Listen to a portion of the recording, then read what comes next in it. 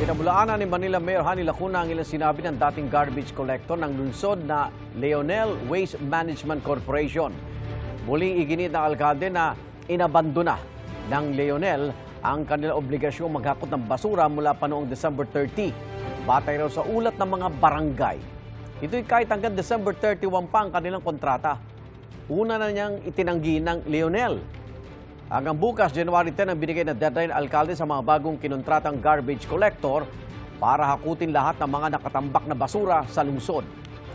Kaugnay naman sa bayarin, nilinaw ni Lacuna na walang 561 million pesos na utang ang Manila LGU sa Leonel.